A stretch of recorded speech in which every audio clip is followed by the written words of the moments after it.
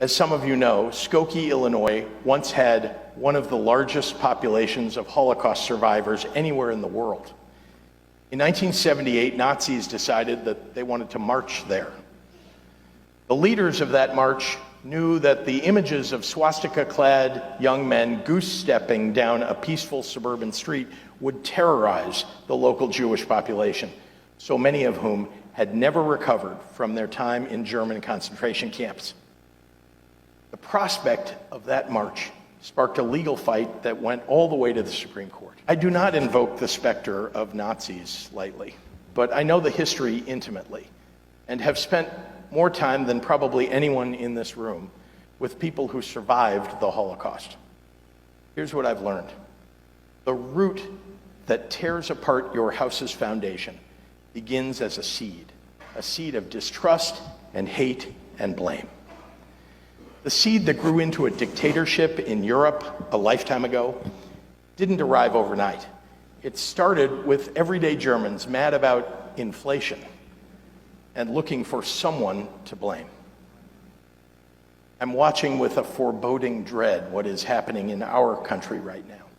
A president who watches a plane go down in the Potomac and suggests without facts or findings that a diversity hire is responsible for the crash.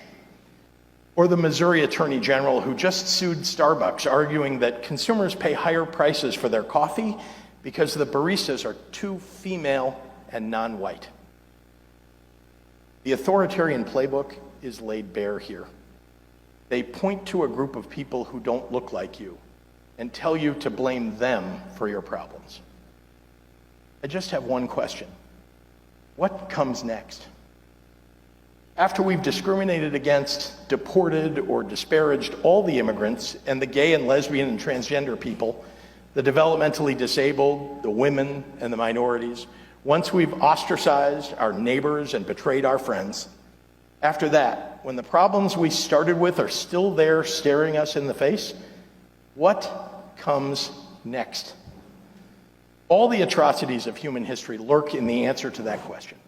And if we don't want to repeat history, then for God's sake, in this moment, we better be strong enough to learn from it. My oath is to the Constitution of our state and of our country. We don't have kings in America, and I don't intend to bend the knee to one.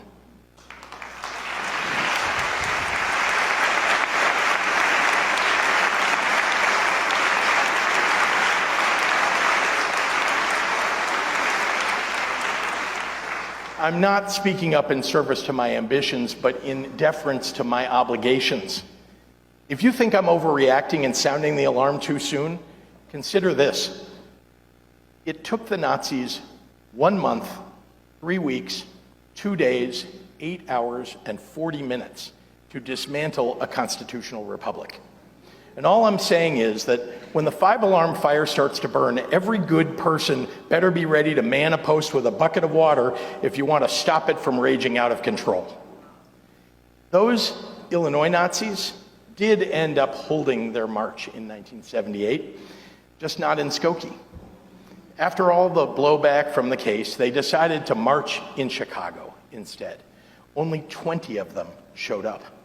But 2,000 people came to counter-protest. The Chicago Tribune reported that day that the rally sputtered to an unspectacular end after 10 minutes.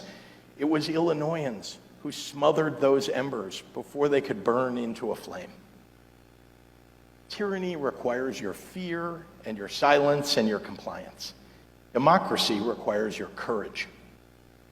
So gather your justice and humanity, Illinois, and do not let the tragic spirit of despair overcome us when our country needs us the most. Thank you.